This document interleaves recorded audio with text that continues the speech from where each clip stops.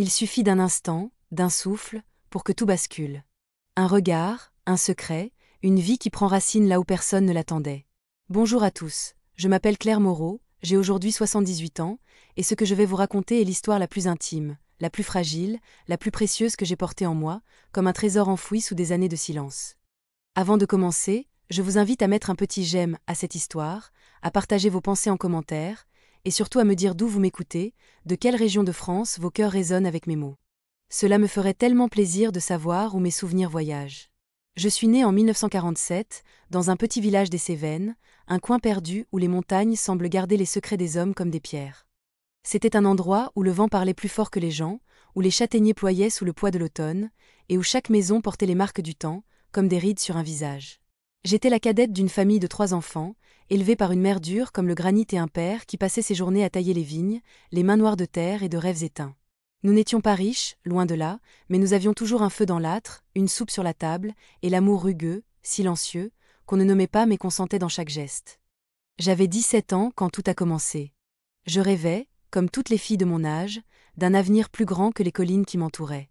Je voulais devenir infirmière, porter une blouse blanche, apaiser les douleurs, redonner espoir à ceux qui en souffraient. Mais les rêves d'une fille comme moi, dans un village comme le nôtre, étaient des oiseaux fragiles, vite écrasés par la réalité. Mes parents avaient d'autres projets. Une femme doit se marier, Claire, pas courir après des chimères, disait ma mère, les lèvres pincées. Et ainsi, à l'aube de mes 18 ans, on m'a fiancée à Paul, un garçon du village voisin, sérieux, discret, avec des mains calleuses et un regard fuyant. Il était gentil, disait-on. Il travaillerait dur, il subviendrait à mes besoins. Mais personne ne m'avait demandé ce que je voulais. Je n'ai rien dit. À quoi bon? Dans notre monde, une fille apprenait tôt à plier la tête, à avaler ses larmes, à taire ses désirs. Paul était correct, au début. Il parlait peu, mais il m'apportait des fleurs des champs, me souriait timidement. Pourtant, dès que nous avons été mariés, quelque chose a changé. Pas en lui, mais en moi. Une ombre s'est glissée dans mon cœur, une peur que je ne comprenais pas encore. Les premiers mois, j'ai cru que c'était la vie, tout simplement. Les nuits où il rentrait tard, sentant l'alcool et la colère. Les mots durs, les silences lourds. Je me taisais, je rangeais la maison, je cuisinais, je souriais aux voisins. Mais à l'intérieur, je m'effaçais. À 18 ans, je me sentais déjà fanée, comme une fleur qu'on aurait oubliée dans l'ombre. Et puis, un jour, j'ai compris que quelque chose grandissait en moi. Un secret que je n'osais même pas nommer à moi-même. J'étais enceinte. Je ne l'ai dit à personne. Pas à Paul, pas à ma mère, pas à mes amis d'enfance. Comment aurais-je pu? Paul, avec ses poings qui savaient parfois parler plus fort que ses mots, n'aurait pas supporté l'idée. Ma mère m'aurait regardée avec ce mélange de honte et de reproche qui m'avait toujours fait baisser les yeux. Et moi, je n'étais pas prête. Je n'avais que 19 ans, un corps encore frêle, un cœur encore plus fragile. Je portais ce secret comme une pierre dans ma poitrine, lourde, froide, impossible à déloger. Les mois ont passé, lents et silencieux. Je cachais mon ventre sous des robes amples, des châles épais. Personne ne posait de questions. Dans notre village, on ne regardait pas les femmes comme moi de trop près. J'étais la jeune épouse de Paul, celle qui tenait sa maison propre, celle qui ne parlait pas beaucoup. Mais sous ma peau, la vie s'agitait, discrète, têtue.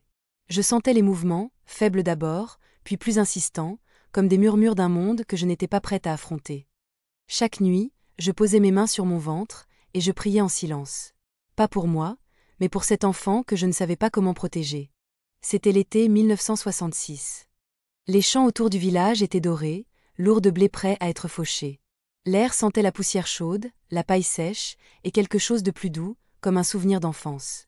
Je marchais beaucoup, seule, loin des regards. Les chemins de terre me connaissaient mieux que quiconque. Ils ne jugeaient pas, eux. Ils m'accueillaient, avec leurs herbes folles et leurs cailloux usés. Je partais tôt le matin, quand Paul dormait encore, son souffle rauque emplissant la maison. Je marchais jusqu'à ce que mes jambes tremblent, jusqu'à ce que mon esprit s'apaise. Ces moments, c'étaient les miens. Les seuls où je pouvais respirer. Un matin doux, alors que le soleil brûlait déjà haut dans le ciel, j'ai senti une douleur, différente, profonde. Pas un pincement, pas une crampe, mais quelque chose de plus fort, comme une vague qui montait de l'intérieur. J'étais dans un champ, loin du village, entouré de blé qui dansait doucement sous le vent. J'ai compris, avec une clarté terrifiante, que le moment était venu.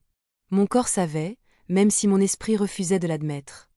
Je n'avais personne à appeler, nulle part où aller. Le village était à des kilomètres, et Paul. Paul ne devait pas savoir. Pas encore. Pas comme ça. Je me suis assise contre un vieux chêne, son écorce rugueuse contre mon dos.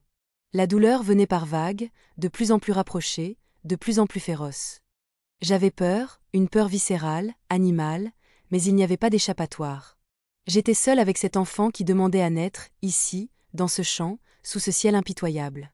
J'ai serré les dents, j'ai agrippé l'herbe, j'ai laissé mon corps faire ce qu'il devait faire. Les heures ont passé, floues, interminables. La sueur coulait sur mon front, le vent séchait mes larmes. Et puis, dans un cri que j'ai étouffé contre mon poing, elle est arrivée. Une fille. Minuscule, rouge, vivante. Je l'ai prise dans mes bras, tremblante, épuisée. Elle était si petite, si fragile, mais ses yeux, déjà, cherchaient les miens. Je l'ai enveloppée dans mon châle, contre ma peau, et j'ai pleuré. Pas de tristesse, pas de joie, mais d'un mélange des deux, un torrent d'émotions que je ne pouvais pas nommer. Le champ était silencieux, à part le chant des grillons et le souffle du vent. Personne ne savait.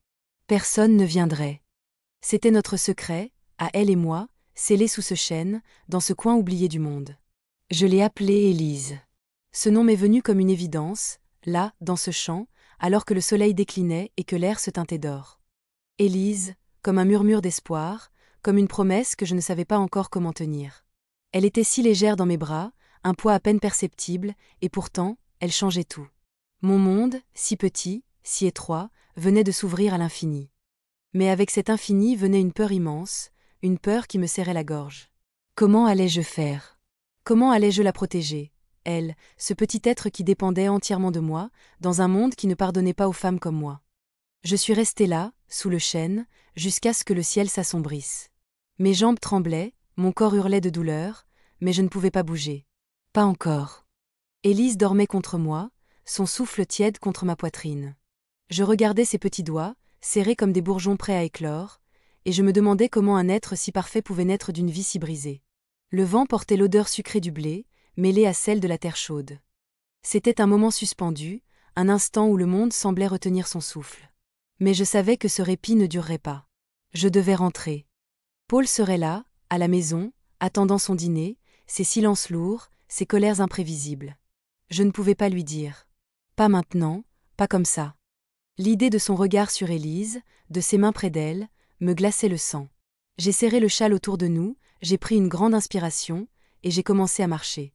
Chaque pas était une épreuve, chaque mètre une bataille contre mon propre corps. Élise ne pleurait pas. Elle était calme, comme si elle savait, elle aussi, qu'il fallait se taire. Nous avons traversé les champs, puis les chemins de terre, jusqu'à ce que les lumières du village apparaissent, faibles et lointaines. Quand je suis arrivée à la maison, la nuit était tombée. Paul était là, assis à la table, une bouteille de vin à moitié vide devant lui. Il n'a pas levé les yeux quand je suis entrée. J'avais enveloppé Élise si étroitement dans le châle qu'elle était invisible, un secret blotti contre moi. « T'étais où » a-t-il marmonné, la voix épaisse. J'ai murmuré une excuse, quelque chose à propos d'une promenade trop longue, et je suis montée à l'étage. J'ai caché Élise dans une vieille malle, entourée de couvertures, là où personne ne la trouverait. Mon cœur battait si fort que j'avais peur qu'il l'entende. Mais Paul n'a rien remarqué. Il ne remarquait jamais rien, sauf quand il voulait me blesser. Les jours suivants ont été un brouillard. Je vivais dans la peur, chaque instant tendu comme une corde prête à rompre. Élise était si silencieuse, presque trop, comme si elle comprenait qu'elle devait rester cachée. Je l'allaitais en secret, la nuit, quand Paul dormait ou quand il sortait. Je la berçais dans l'obscurité, lui murmurant des chansons que ma mère me chantait autrefois. Mais je savais que ce n'était pas tenable. Un bébé ne peut pas rester un secret éternel. Les voisins commenceraient à parler, à poser des questions.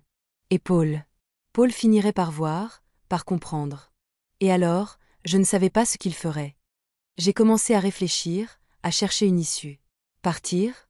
Mais où? Je n'avais pas d'argent, pas de famille prête à m'accueillir, pas d'amis assez proches pour tout risquer pour moi. Les Cévennes étaient un monde fermé, un endroit où les secrets finissaient toujours par éclater, comme des fruits trop mûrs. Pourtant, je ne pouvais pas abandonner Élise. Elle était à moi, une part de moi, la seule chose pure dans ce chaos qu'était ma vie. Chaque fois que je la regardais, je voyais ses yeux, si clairs, si pleins de promesses. Et je savais que je devais trouver un moyen.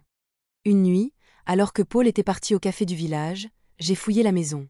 J'ai trouvé quelques pièces dans une vieille boîte, des francs froissés, gagnés par Paul au fil des mois. Ce n'était pas grand-chose, mais c'était un début. J'ai pris un sac, y ai glissé une couverture, du pain sec, un peu de fromage. J'ai enveloppé Élise contre moi, son corps chaud contre le mien, et je suis sortie. La lune était haute, pleine, éclairant les chemins comme un phare. Je ne savais pas où j'allais, mais je savais que je ne pouvais pas rester. J'ai marché jusqu'à l'aube, Élise contre mon cœur, jusqu'à ce que mes pieds saignent et que mes bras tremblent. J'ai trouvé refuge dans une vieille grange, à l'écart d'un hameau oublié. Les murs sentaient la paille humide, le bois pourri, mais c'était un abri. J'ai posé Élise sur un lit de foin, j'ai allumé un petit feu avec des brindilles sèches. La chaleur était faible, mais suffisante pour nous garder en vie. Je l'ai regardée dormir, ses lèvres pincées, ses joues roses. Et pour la première fois depuis sa naissance, j'ai senti une lueur d'espoir. Pas une flamme, non, mais une étincelle. Quelque chose qui me disait que nous pouvions survivre. Le lendemain, j'ai repris la route. J'avais entendu parler d'une ville, pas trop loin, où des femmes comme moi pouvaient trouver de l'aide. Une maison tenue par des religieuses, disait-on, un endroit où l'on ne posait pas trop de questions. J'ai marché, porté par cette idée, par ce fil ténu d'espoir. Élise était toujours calme, comme si elle savait que chaque pas nous rapprochait d'une vie meilleure. Les champs s'étendaient à perte de vue, dorés, immenses, et pour la première fois, ils ne me semblaient plus une prison, mais un chemin. Les jours se sont écoulés comme des gouttes d'eau sur une pierre, lents, mais creusant leur chemin. Chaque matin, je me réveillais avec Élise blottie contre moi, son souffle léger comme une plume, et je me demandais si j'avais la force de continuer. Mes pieds étaient en sang, mes bras tremblaient sous le poids du sac et de ma propre peur. Mais ses yeux, si petits, si clairs, me rappelaient que je n'avais pas le choix. Pas pour moi, mais pour elle. Pour cette vie que j'avais portée seule, dans le secret d'un champ, sous un ciel qui n'avait rien promis. Nous avancions à travers les collines des Cévennes, longeant des ruisseaux bordés de saules, évitant les routes trop fréquentées. Les gens des villages pouvaient être curieux, et la curiosité, je le savais, pouvait devenir dangereuse. Paul n'était pas homme à chercher longtemps, mais s'il apprenait pour Élise, s'il entendait parler d'une femme seule avec un nourrisson, il viendrait. Cette pensée me réveillait la nuit, comme un coup de poignard. Je serrais Élise plus fort, son corps chaud contre le mien, et je murmurais dans l'obscurité, « Personne ne te prendra. Pas toi. » Un soir, alors que le crépuscule peignait le ciel d'un violet profond, nous avons trouvé refuge dans une bergerie abandonnée. Les murs de pierre étaient froids, couverts de mousse, et l'air sentait la laine humide et la terre oubliée. J'ai étendu ma couverture sur le sol, j'ai allumé un feu avec des branches cassées trouvées dehors. La lumière dansait sur les murs, faisant trembler les ombres comme des souvenirs. Élise s'est mise à pleurer, un cri aigu, presque irréel dans ce silence. J'ai eu peur, une peur soudaine, viscérale, que quelqu'un l'entende. J'ai bercé son petit corps, chantant à voix basse une vieille chanson que ma grand-mère me fredonnait autrefois, une mélodie douce sur les étoiles et les rivières. Elle s'est calmée, ses paupières lourdes se fermant doucement. Et moi, je suis restée éveillée, les yeux fixés sur les flammes, me demandant combien de nuits comme celle-ci je pourrais encore supporter. Le lendemain, la faim a commencé à mordre. Le pain et le fromage que j'avais emportés s'étaient épuisés, et je n'avais plus que quelques pièces dans ma poche, à peine assez pour un quignon de pain. Élise avait besoin de lait, de chaleur, de plus que ce que je pouvais lui offrir. Je me sentais comme une coquille vide, incapable de la protéger comme je l'avais promis dans ce champ. Mais abandonner n'était pas une option. J'ai repris la route, la chaise roulante de ma volonté grinçante, mais toujours en mouvement. À midi, j'ai aperçu un hameau au loin, quelques maisons de pierre blotties au creux d'une vallée. J'ai hésité. Entrer dans un village, c'était risquer d'être vue, d'être reconnue. Mais Élise avait faim, et moi aussi. J'ai frappé à la porte d'une petite maison, celle qui semblait la plus modeste, avec un jardin envahi d'herbes folles.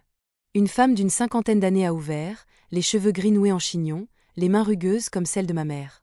Elle m'a regardée, puis a vu Élise, endormie dans le châle contre ma poitrine. Ses yeux se sont adoucis, mais elle n'a rien dit. Je n'ai pas grand-chose, ai-je murmuré, la gorge sèche. Juste besoin d'un peu de pain, peut-être. Elle a hoché la tête, disparaissant à l'intérieur. Quelques minutes plus tard, elle est revenue avec un morceau de pain, un bout de fromage et une pomme tavelée. Pour la petite, a-t-elle dit simplement, sans poser de questions. Ce geste, si simple, m'a brisé le cœur. Pas de pitié, pas de jugement, juste une main tendue dans l'obscurité. J'ai voulu la remercier, mais les mots se sont coincés dans ma gorge. J'ai baissé les yeux, serrant Élise contre moi, et j'ai repris la route. Ce pain, ce fromage, c'était plus qu'un repas. C'était une preuve que le monde, malgré tout, pouvait encore être bon. Cette nuit-là, dans une autre grange, j'ai partagé la pomme avec Élise, écrasant sa chair douce pour qu'elle puisse la goûter. Elle a souri, un sourire minuscule, et j'ai senti une chaleur se répandre en moi, comme un rayon de soleil après un long hiver. Mais la route était encore longue. Les religieuses, celles dont j'avais entendu parler, étaient à plusieurs jours de marche, dans une ville appelée Alès. Je ne savais pas si elles m'accueilleraient, si elles comprendraient. Une femme seule, avec un bébé, sans mari, sans histoire à raconter, c'était un pari risqué. Mais c'était le seul que j'avais. Chaque pas me rapprochait d'elle, et chaque pas me coûtait un peu plus de moi-même. Mes chaussures s'usaient, mes mains saignaient à force de porter le sac. Pourtant, je continuais. Pour Élise. Pour cette promesse que je lui avais faite, là, sous le chêne, dans ce champ où elle était née. Un matin, alors que la brume flottait encore sur les champs, j'ai croisé une vieille femme sur le bord du chemin. Elle portait un panier rempli de châtaignes, son dos courbé comme les branches des arbres autour de nous. Elle m'a regardé, ses yeux plissés par le temps, et a dit « T'es pas d'ici, toi ». Ce n'était pas une question, mais une constatation. J'ai hésité, puis j'ai hoché la tête. « Je vais à Alès », ai-je murmuré. Elle a souri, un sourire édenté, mais plein de chaleur. « Les routes sont dures pour une mère seule. Prends ça. » Elle m'a tendu une poignée de châtaignes et un vieux foulard. Pour la petite, quand le vent se lève. J'ai pris ses cadeaux, les larmes aux yeux. Ces rencontres, ces gestes simples, étaient comme des pierres sur mon chemin, des balises dans la nuit. Ils me rappelaient que je n'étais pas seule, pas tout à fait. Élise et moi, nous étions deux âmes perdues, mais le monde, parfois, nous tendait la main. Ce soir-là, j'ai fait rôtir les châtaignes sur un petit feu, leur odeur douce emplissant l'air. J'ai enveloppé Élise dans le foulard, et pour la première fois depuis des jours, j'ai dormi sans cauchemar. Pas longtemps, mais assez pour me rappeler que j'étais encore vivante. Le chemin vers Alès était un ruban de terre et de cailloux, serpentant entre les collines comme une vieille cicatrice. Chaque jour, je me réveillais avec le même mélange de peur et de détermination. Élise était mon ancre, mon étoile, mais aussi mon fardeau. Pas par son poids, non, mais par ce qu'elle représentait, une responsabilité immense, un avenir que je devais construire de mes mains nues. J'avais 19 ans, et pourtant, je me sentais vieille, usée par la route, par la faim, par le poids du secret que je portais depuis ce champ. Les nuits étaient les plus dures. Le froid s'infiltrait partout, mordant ma peau, s'enroulant autour de mes os. Élise dormait contre moi, enveloppée dans le châle et le foulard de la vieille femme. Son souffle était régulier, paisible, comme si elle ne connaissait pas encore la cruauté du monde. Je la regardais, et je me demandais comment j'avais pu créer quelque chose d'aussi pur. Moi, qui me sentais si sale, si abîmée. Mais elle était là, réelle, vivante, et c'était tout ce qui comptait. Un après-midi, alors que le soleil brûlait au-dessus de nous, j'ai aperçu les premières maisons d'Alès au loin. La ville était plus grande que je ne l'avais imaginée, avec ses rues poussiéreuses, ses bâtiments de pierre et ses bruits constants. J'avais peur. Les villes étaient dangereuses pour quelqu'un comme moi. Les regards étaient plus acérés, les questions plus pressantes. Mais je n'avais plus le choix. Mes provisions étaient épuisées, et Élise avait besoin de plus que des châtaignes et du pain rassis. Je devais trouver les religieuses. J'ai demandé mon chemin à une vieille marchande, installée sous un auvent avec un panier de légumes. Elle m'a indiqué une rue étroite, derrière une église. « Les sœurs de la charité », a-t-elle dit, en me regardant avec un mélange de curiosité et de compassion. Elles prennent soin des âmes perdues. Ces mots m'ont frappé, comme une gifle. Une âme perdue. Étais-je cela ? Peut-être. Mais je n'étais pas prête à me perdre complètement, pas tant qu'Élise avait besoin de moi. La maison des religieuses était modeste, un bâtiment gris avec une porte en bois massif. J'ai frappé, le cœur battant, Élise serrée contre moi. Une sœur, jeune, avec un visage doux mais sévère, a ouvert. Elle m'a regardée, puis a vu Élise, et quelque chose dans son regard a changé. « Entrez », a-t-elle dit simplement. À l'intérieur, l'air sentait la cire et l'encens. Tout était propre, ordonné, silencieux. Une autre sœur, plus âgée, nous a rejointes. Elle s'appelait sœur Agnès. Elle n'a pas posé de questions, pas tout de suite. Elle m'a offert un bol de soupe chaude, du pain frais, et un lit pour Élise, un vrai lit, avec des draps propres. J'ai pleuré en mangeant. Pas bruyamment, pas comme une enfant, mais en silence, les larmes coulant sur mes joues. La soupe était simple, mais elle avait le goût de la maison, d'une maison que je n'avais jamais vraiment eue. Sœur Agnès m'a regardée, ses yeux pleins de questions qu'elle ne posait pas. « Vous êtes en sécurité ici », a-t-elle dit enfin. « Vous et l'enfant. » Ces mots étaient un baume, mais aussi une chaîne. En sécurité, oui, mais pour combien de temps? Et à quel prix? Les jours suivants, j'ai appris les règles de la maison. Les sœurs accueillaient des femmes comme moi, des femmes sans nulle part où aller, des femmes avec des secrets trop lourds à porter seules. En échange, nous devions travailler, laver le linge, cuisiner, nettoyer les sols. Je faisais ce que je pouvais, malgré la fatigue qui pesait sur mes épaules. Élise était gardée par les sœurs les plus jeunes, qui lui chantaient des cantiques et lui donnaient du lait. Elle grandissait, ses joues devenaient plus rondes, ses yeux plus vifs. Et moi, je commençais à respirer un peu plus librement. Mais la nuit, les ombres revenaient. Je rêvais de Paul, de ses poings, de ses cris. Je rêvais du chant, de ce moment où Élise était née, de cette douleur qui m'avait déchirée. Et je me réveillais en sursaut, le cœur battant, cherchant Élise dans l'obscurité. Elle était là, toujours, dormant paisiblement dans son petit lit. Mais la peur ne me quittait pas. J'avais fui Paul, mais je savais qu'il pouvait me retrouver. Les sœurs étaient bonnes, mais elles ne pourraient pas me protéger éternellement. Et Élise. Élise méritait plus qu'une vie cachée, plus qu'une mère brisée.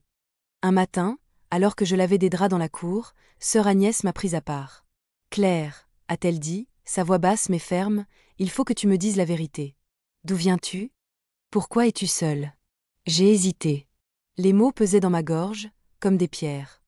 Mais quelque chose dans son regard, une douceur mêlée de force, m'a poussé à parler. J'ai tout raconté. Le mariage, Paul, les coups, le secret d'Élise, le chant, la fuite. Elle m'a écouté, sans m'interrompre, sans juger.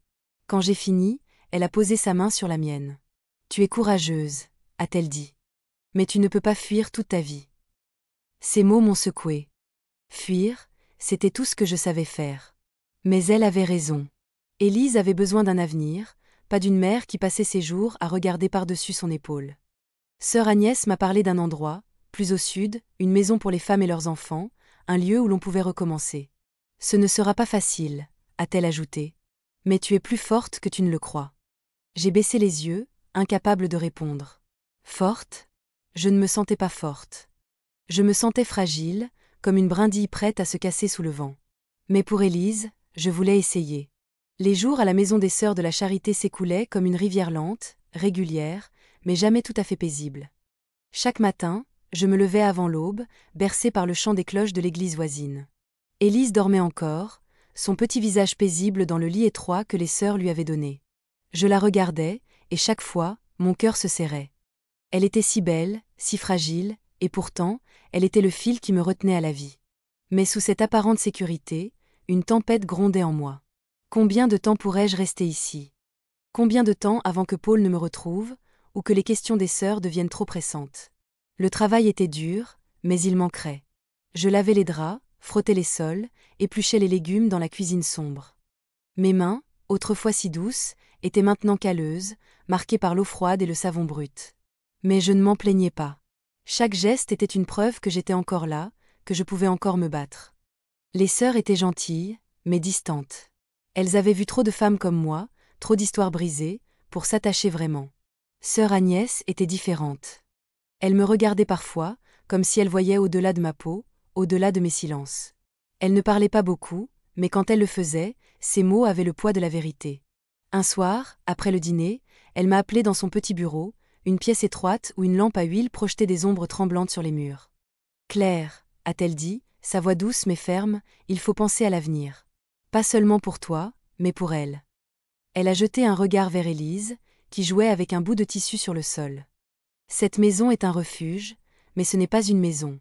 Pas pour une enfant. » J'ai baissé les yeux, incapable de répondre. Elle avait raison, bien sûr. Élise grandissait. Ses yeux s'ouvraient sur le monde, ses petites mains cherchaient à attraper tout ce qui passait à sa portée. Elle méritait plus qu'une vie entre des murs gris, plus qu'une mère qui vivait dans la peur. Sœur Agnès m'a parlé d'une maison dans le sud, près de Nîmes, un endroit appelé la Maison des Lilas. C'était un lieu pour les femmes comme moi, des femmes avec des enfants, des femmes sans nulle part où aller. Là-bas, disait-elle, on pouvait apprendre un métier, trouver un toit, construire quelque chose de nouveau. Ce ne sera pas facile, a-t-elle ajouté, ses yeux plongés dans les miens. Mais tu es plus forte que tu ne le crois. Ces mots, encore une fois, m'ont secouée. Forte? Je ne me sentais pas forte. Je me sentais comme une feuille emportée par le vent, prête à se déchirer au moindre coup. Mais pour Élise, je devais essayer. Les jours suivants, j'ai commencé à préparer notre départ. Les sœurs m'ont donné un sac de toile, quelques vêtements pour Élise, un peu de pain et de fromage pour la route. J'ai économisé chaque franc que je pouvais, en travaillant plus longtemps, en raccommodant les vieux habits des autres pensionnaires pour quelques pièces. Mais la peur ne me quittait pas. Partir, c'était plonger dans l'inconnu, encore une fois. Et si la maison des Lilas ne voulait pas de nous? Et si Paul nous trouvait en chemin? Ces questions tournaient dans ma tête, comme des corbeaux dans un ciel d'orage. Une nuit, alors que la lune éclairait la cour, j'ai pris Élise dans mes bras et je suis sortie. L'air était frais, chargé d'une odeur de terre humide. Je me suis assise sur un banc, sous un vieux tilleul, et j'ai regardé le ciel. Les étoiles brillaient, lointaines, indifférentes. J'ai murmuré à Élise, endormie contre moi, « On va s'en sortir, ma petite. Je te le promets. » Ce n'était pas une promesse que je savais tenir, mais c'était une prière, une incantation, un vœu jeté dans la nuit. Et peut-être, juste peut-être, le ciel m'écoutait. Le matin de notre départ, sœur Agnès m'a serrée dans ses bras. C'était la première fois qu'elle me touchait ainsi, et j'ai senti mes larmes monter. « Tu es plus courageuse que tu ne le penses, Claire, » a-t-elle murmuré. « Ne l'oublie jamais. » J'ai hoché la tête, incapable de parler. J'ai pris le sac, j'ai enveloppé Élise dans le châle, et j'ai franchi la porte. La rue était silencieuse, le soleil à peine levé. Alès s'éveillait doucement, indifférente à notre départ. Et moi, je marchais, un pas après l'autre, vers un avenir que je ne pouvais pas encore voir. La route vers Nîmes était longue, poussiéreuse, bordée de champs d'oliviers et de vignes. J'avais un peu d'argent, assez pour prendre un bus jusqu'à un village à mi-chemin. Le reste, il faudrait le faire à pied. Dans le bus, Élise dormait contre moi, bercée par le ronronnement du moteur. Les autres passagers me regardaient à peine, et j'en étais soulagée. J'étais invisible, et c'était exactement ce que je voulais. Mais à l'intérieur, mon cœur battait à tout rompre. Chaque kilomètre m'éloignait de Paul, mais aussi de tout ce que je connaissais. J'étais seule, avec Élise, et cette solitude était à la fois une cage et une liberté. Quand le bus nous a laissés dans un petit village, j'ai repris la marche. Les champs s'étendaient à perte de vue, dorés sous le soleil d'automne. Élise commençait à s'agiter, à réclamer du lait. J'ai trouvé un coin d'ombre sous un arbre, je l'ai nourrie, mes mains tremblantes. Une vieille femme est passée, tirant une charrette pleine de légumes. Elle m'a regardée, puis a souri. « Une belle petite », a-t-elle dit en désignant Élise. J'ai souri en retour, un sourire fragile, mais sincère. Ces petits moments, ces bribes de chaleur humaine, étaient comme des miettes sur un chemin de faim. Ils me donnaient la force de continuer. Ce soir-là, nous avons dormi dans une grange, sur un lit de paille. Le vent sifflait à travers les planches disjointes, mais Élise était calme, blottie contre moi. Je l'ai regardée, ses petites mains serrées, ses lèvres pincées dans son sommeil. Et j'ai pensé à ce chant, à cet instant où elle était née, où j'avais cru que tout était fini.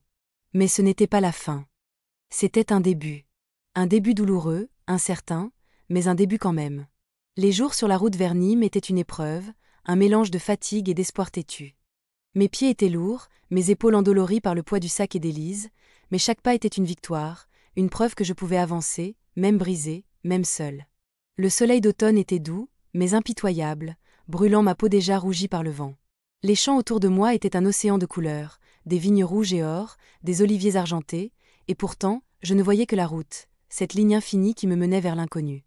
Élise grandissait à vue d'œil. Ses joues étaient plus rondes, ses yeux plus curieux.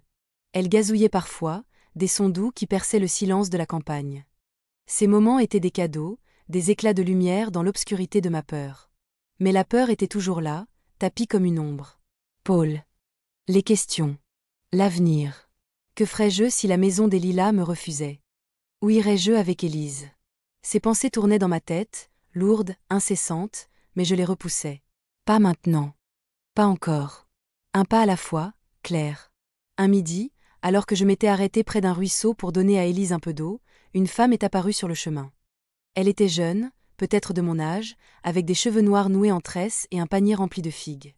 Elle m'a regardée, puis a souri, un sourire franc, sans méfiance. « Tu vas loin comme ça ?» a-t-elle demandé, sa voix chantante, marquée par l'accent du Sud. J'ai hésité, Puis j'ai murmuré, Nîmes. Elle a hoché la tête, comme si c'était la chose la plus naturelle du monde. Viens, a-t-elle dit. Ma maison est juste là. Tu peux te reposer un peu. J'ai suivi, méfiante mais trop épuisée pour refuser. Sa maison était une petite bâtisse en pierre, entourée d'un jardin où des poules grattaient la terre. Elle s'appelait Marie. Elle vivait seule, m'a-t-elle dit, depuis que son mari était parti travailler dans une usine à Marseille. Elle n'a pas posé de questions sur Élise, sur moi, sur mon histoire. Elle m'a offert un bol de soupe, des figues mûres et un coin où poser mon sac. Élise s'est endormie sur une couverture, et pour la première fois depuis des jours, j'ai senti mes épaules se détendre. Marie parlait beaucoup, de tout et de rien, du temps, des récoltes, des chansons qu'elle aimait. Et moi, je l'écoutais, reconnaissante pour ce moment de répit. Elle m'a proposé de rester pour la nuit, et j'ai accepté. La maison était simple, mais chaude, pleine de vie. Il y avait des herbes séchées pendues au plafond, une vieille table en bois, une cheminée où crépitait un feu. Cette nuit-là, j'ai dormi profondément, Élise blottie contre moi. Au matin, Marie m'a donné un panier avec du pain, des figues et un vieux manteau pour Élise. Pour la route, a-t-elle dit simplement. J'ai voulu la remercier, mais elle a secoué la tête. On s'aide, entre femmes. C'est tout. Ces mots m'ont suivi longtemps, comme un écho. Entre femmes. Peut-être que je n'étais pas aussi seule que je le croyais. La route vers Nîmes s'est poursuivie, plus douce grâce à Marie. Les figues étaient sucrées, le manteau gardait Élise au chaud. Mais la fatigue revenait, plus lourde à chaque pas. Un soir, alors que le soleil se couchait, j'ai aperçu une pancarte, Nîmes, 5 kilomètres. Mon cœur a bondi. 5 kilomètres. C'était tout ce qui me séparait de la maison des Lilas, de cet espoir fragile que sœur Agnès avait planté en moi. Mais ces 5 kilomètres semblaient une montagne. Mes jambes tremblaient, mes mains saignaient à force de porter le sac. Élise pleurait, affamée, et je n'avais plus rien à lui donner. J'ai trouvé un abri sous un pont, près d'une rivière. L'eau coulait, lente, sombre, comme un miroir de mes pensées. J'ai bercé Élise, lui murmurant des promesses que je n'étais pas sûre de tenir. Demain, ma petite. Demain, on sera là-bas. Mais demain semblait si loin. J'ai allumé un petit feu, utilisant les dernières brindilles que j'avais ramassées. La chaleur était faible, mais elle suffisait à calmer Élise. Elle s'est endormie, et moi, je suis restée éveillée, les yeux fixés sur la rivière. Je pensais à ma mère, à Paul, au champ où tout avait changé. Et je me demandais si j'avais la force d'aller jusqu'au bout. À l'aube, un bruit m'a réveillée. Des pas, lourds, sur le chemin au-dessus du pont. Mon cœur s'est arrêté. Paul? Non, ce n'était pas lui. C'était un vieil homme, un paysan, avec une charrette tirée par un âne.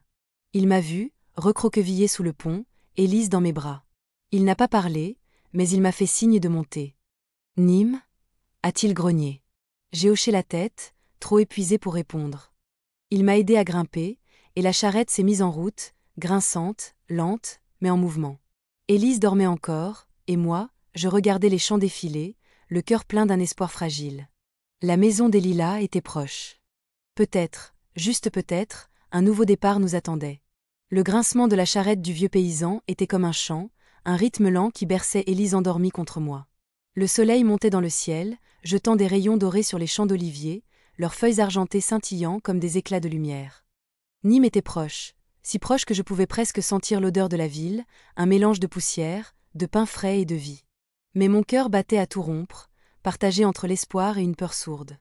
La maison des Lilas. C'était ma destination, mon phare dans la tempête, mais aussi une énigme. Et si elle ne voulait pas de nous? Et si, après tout ce chemin, je me retrouvais à nouveau seule, avec Élise, face à un monde qui ne pardonnait pas? Le paysan ne parlait pas. Ses mains noueuses tenaient les rênes, son visage tanné par le soleil fixé sur la route. Il m'avait à peine regardé, mais son silence n'était pas hostile. C'était le silence des gens de la terre, ceux qui savent que les mots ne changent pas le cours des choses.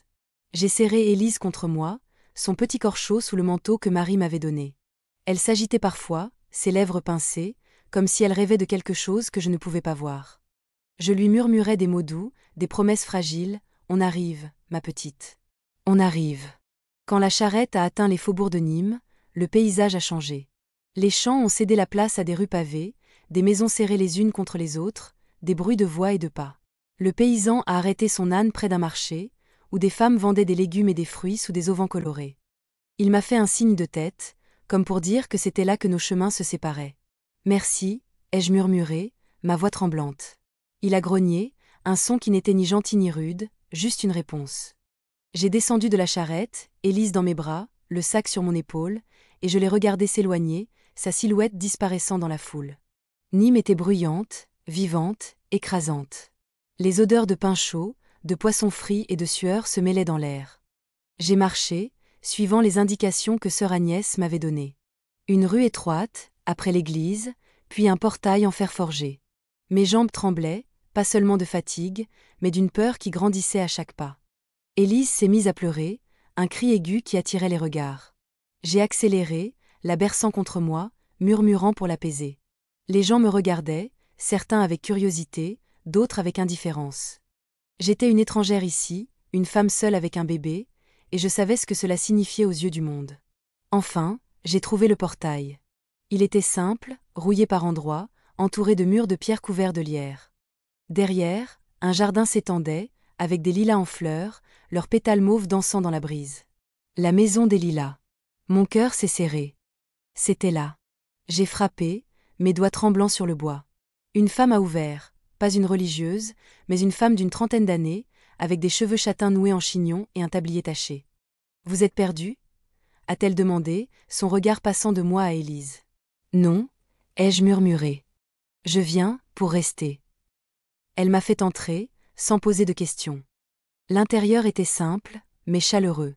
Des murs blanchis à la chaux, des planchers usés, une odeur de pain et de lavande. D'autres femmes étaient là, certaines avec des enfants, d'autres seules, travaillant, parlant à voix basse, riant parfois. C'était un monde à part, un refuge où le temps semblait suspendu. La femme, qui s'appelait Jeanne, m'a conduit à une petite chambre, un lit étroit, une chaise, une fenêtre donnant sur le jardin. « Reposez-vous » a-t-elle dit. « On parlera plus tard. » J'ai hoché la tête, incapable de répondre. J'ai posé Élise sur le lit, ses yeux grands ouverts, et j'ai pleuré. Pas de tristesse, mais de soulagement. Nous étions arrivés. Les premiers jours à la maison des Lilas étaient comme un rêve étrange. Je me réveillais chaque matin, attendant le moment où tout s'effondrerait. Mais rien ne s'effondrait. Les femmes ici étaient comme moi, marquées par la vie, mais vivantes, têtues, refusant de plier. Il y avait Sophie, une jeune veuve avec 2 petits garçons, qui riait fort et cousait comme personne. Il y avait Marguerite, plus âgée, avec des mains abîmées par des années de travail, qui racontait des histoires le soir. Et il y avait Jeanne, la femme qui m'avait accueillie, qui semblait tout savoir sans jamais poser de questions. Je travaillais avec elle, apprenant à coudre, à jardiner, à cuire le pain. Élise était gardée par les autres femmes, qui la berçaient, lui chantaient des chansons. Elle grandissait, ses sourires devenaient plus fréquents, ses gazouillis plus assurés. Et moi, je commençais à me sentir différente. Pas entière, non, pas encore. Mais moins brisée. Les nuits étaient encore hantées par Paul, par le souvenir de ses poings, de ses cris. Mais ici, dans cette maison, ces ombres semblaient plus faibles, moins réelles. Un soir, Jeanne m'a prise à part. « Tu ne parles pas beaucoup, Claire, » a-t-elle dit, un sourire dans les yeux. « Mais je vois que tu portes un poids. » J'ai baissé les yeux, incapable de répondre. Elle a posé une main sur mon épaule. « Ici, tu peux être toi. Pas ce qu'on t'a fait. » Ces mots m'ont frappé, comme un écho de ce que sœur Agnès m'avait dit. Être moi. Qui étais-je, au fond? Une épouse battue? Une mère fugitive? Ou quelque chose de plus, quelque chose que je n'avais pas encore découvert? Pour la première fois, je me suis permis de croire que je pouvais être autre chose. Pas seulement une victime. Pas seulement une ombre. Une femme, tout simplement. Les semaines à la maison des Lilas ont tissé une routine fragile, mais précieuse. Chaque matin, je me levais avec le chant des oiseaux dans le jardin, leurs notes légères se mêlant au parfum des lilas. Élise dormait encore, ses petites mains serrées comme des bourgeons, son souffle régulier emplissant la chambre. Je la regardais, et chaque fois, je sentais une chaleur grandir en moi, un mélange d'amour et de peur. Elle était ma raison de vivre, mais aussi un rappel constant de ce que j'avais fui, de ce que je devais encore affronter. Le travail à la maison était simple, mais exigeant. Je cousais des vêtements, reprisais des draps, aidais à préparer les repas. Mes mains, autrefois maladroites, apprenaient à manier l'aiguille avec précision. Sophie, la veuve au rire sonore, m'a appris à coudre des motifs, de petites fleurs qui donnaient vie au tissu terne. « Ça sert à rien, mais c'est beau », disait-elle en riant. Et moi, je souriais, parce que pour la première fois depuis longtemps, je trouvais du sens dans quelque chose d'aussi simple que la beauté.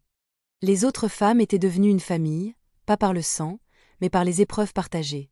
Marguerite racontait des histoires de son enfance dans les montagnes, des récits pleins de loups et de fées, qui faisaient rire les enfants. Jeanne, elle, était le pilier de la maison, toujours calme, toujours présente. Elle ne parlait pas de son passé, mais ses yeux portaient des ombres, comme les miens. Nous ne posions pas de questions.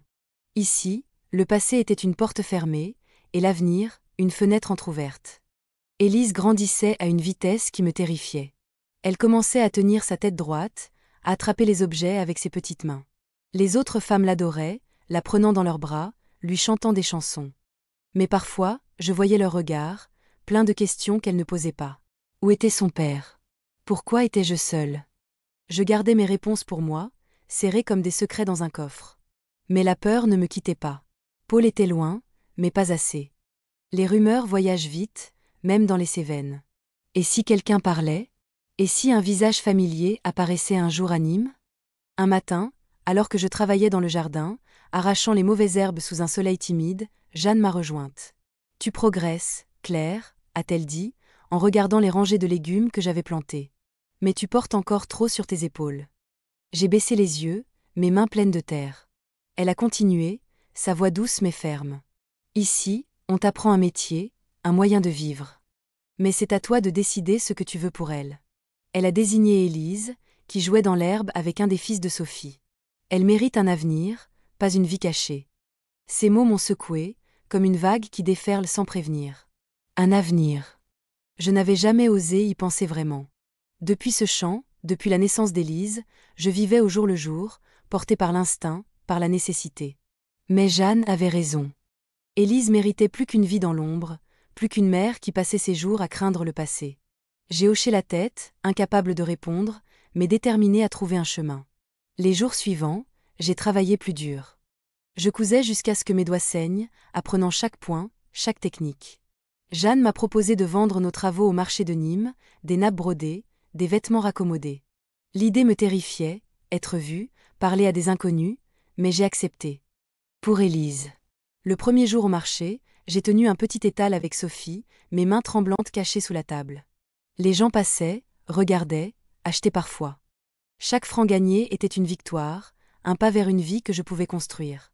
Un soir, après une longue journée, je me suis assise dans le jardin, Élise endormie contre moi. Les lilas embaumaient l'air, leurs pétales tombant doucement sur l'herbe. J'ai pensé à ce chant, à cet instant où j'avais cru tout perdre. Mais je n'avais pas tout perdu. J'avais Élise. J'avais cette maison, ces femmes, cette chance fragile de recommencer. Et pour la première fois, j'ai senti une lueur en moi, pas une flamme, mais une étincelle. Une promesse que je pouvais être plus qu'une fugitive, plus qu'une ombre. Une mère, une femme, une survivante. Les mois à la maison des lilas s'écoulaient, comme une saison qui change doucement, presque imperceptiblement. L'automne avait cédé la place à l'hiver, et les lilas du jardin s'étaient endormis sous un manteau de givre. Chaque matin, je me réveillais avec Élise à mes côtés, ses petits doigts serrant les miens, son souffle doux comme une promesse. La maison était devenue un refuge, un lieu où les murs ne pesaient plus, où les voix étaient chaudes, où les rires, même rares, avaient le goût de la liberté. Mais sous cette chaleur, une part de moi restait sur ses gardes, comme un animal qui sait que la paix est fragile. Je m'étais jetée dans le travail, apprenant à coudre avec une précision que je n'aurais jamais cru possible. Mes mains, autrefois tremblantes, traçaient des lignes droites, des motifs délicats. Sophie m'avait appris à broder des roses, des étoiles, des choses simples mais belles, et chaque point était une victoire, une preuve que je pouvais créer quelque chose de durable. Au marché de Nîmes, nos nappes et vêtements se vendaient bien, et les quelques francs que je gagnais s'accumulaient dans une boîte en fer, cachée sous mon lit. Pas pour moi, mais pour Élise. Pour son avenir. Les autres femmes de la maison étaient devenues plus que des compagnes. Sophie, avec son rire qui éclatait comme un feu d'artifice, me poussait à sourire, même quand mon cœur était lourd.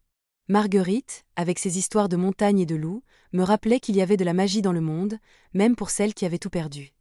Et Jeanne, toujours Jeanne, avec son regard calme et sa force silencieuse, était comme une boussole. Elle ne parlait jamais de son passé, mais je voyais dans ses yeux qu'elle comprenait le mien. Nous étions des âmes cabossées, réunies par la vie, tissant une famille avec des fils invisibles. Élise grandissait à une vitesse qui me coupait le souffle. À presque 1 an, elle commençait à faire des pas maladroits, soutenue par les mains des autres femmes. Ses cheveux, d'un châtain clair, bouclaient autour de son visage, et ses yeux, si bleus, semblaient voir le monde avec une curiosité insatiable. Chaque sourire d'Élise était une lumière, un rappel que tout ce que j'avais traversé, le chant, la fuite, la peur, valait la peine. Mais la peur ne disparaissait jamais tout à fait. Paul était une ombre, toujours là, tapie dans un coin de mon esprit. Et si quelqu'un parlait? Et si un visage du village apparaissait au marché, reconnaissant la femme que j'avais été? Un matin d'hiver, alors que je balayais la cour sous un ciel gris, Jeanne m'a appelée. « Claire, il faut qu'on parle. » Sa voix était grave, différente. Mon cœur s'est serré. Était-ce Paul? Avait-il retrouvé ma trace? Elle m'a conduite dans son bureau, une petite pièce où une chandelle vacillait. « Une lettre est arrivée », a-t-elle dit, en me tendant une enveloppe froissée. Mon nom était écrit dessus, d'une écriture que je ne connaissais pas. Mes mains tremblaient en l'ouvrant. C'était ma mère. Elle avait appris, par des rumeurs, que j'étais partie. Elle ne savait pas pour Élise, mais elle demandait où j'étais, pourquoi j'avais disparu. « Ton mari te cherche », écrivait-elle. « Il est en colère. Reviens, Claire. » J'ai froissé la lettre, mes doigts crispés comme des griffes. Revenir? Revenir à quoi? Au point de Paul, à ses cris, à une vie où je n'étais qu'une ombre. Jeanne m'a regardée, ses yeux pleins de questions qu'elle ne posait pas. « Tu n'es pas obligée de répondre, » a-t-elle dit enfin. « Mais tu dois décider ce que tu veux. Pour toi. Pour elle. » J'ai hoché la tête, incapable de parler. Cette nuit-là, j'ai veillé, Élise endormie contre moi. La lettre brûlait dans ma tête, comme un feu que je ne pouvais pas éteindre. Paul me cherchait. Il ne me trouverait pas. Pas ici. Pas maintenant. Les jours suivants, j'ai travaillé encore plus dur, comme si coudre, balayer, planter pouvait effacer la lettre, effacer le passé.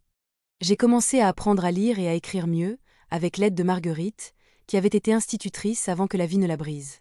Chaque mot que je traçais était une arme, une façon de reprendre le contrôle. Je voulais être plus qu'une fugitive. Je voulais être une mère dont Élise pourrait être fière. Une femme qui ne pliait plus sous le regard des autres. Un après-midi, alors que je vendais nos nappes au marché, une vieille femme s'est arrêtée devant l'étal. Elle m'a regardé longtemps, trop longtemps. Mon cœur s'est arrêté. Était-ce quelqu'un du village? Quelqu'un qui savait? Mais elle a souri, un sourire doux, et a dit « Tu as l'air d'une fille qui a traversé des tempêtes.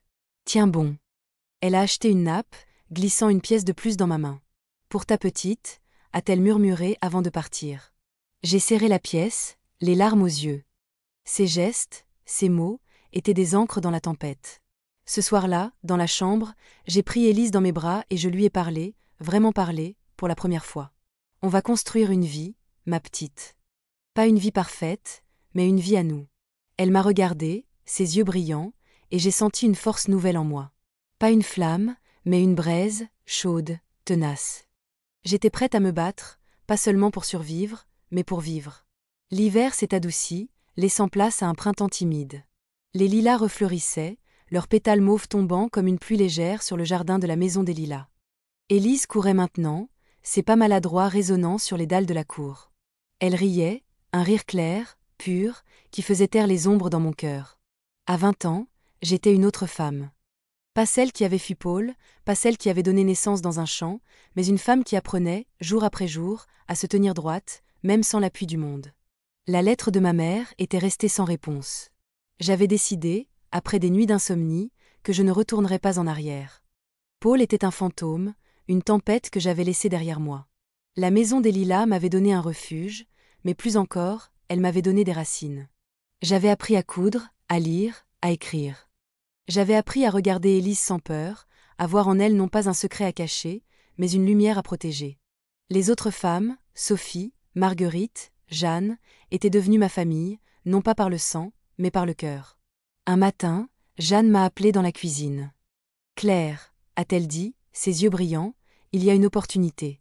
Une boutique à Nîmes cherche une couturière. » Mon cœur s'est arrêté. Une couturière? Moi? J'avais appris à coudre, oui, mais je me sentais encore si maladroite, si peu sûre. « Tu es prête », a-t-elle ajouté, comme si elle lisait mes pensées. « Tu as du talent. Et Élise a besoin d'une mère qui croit en elle-même. » Ces mots m'ont secouée. Croire en moi. Était-ce possible?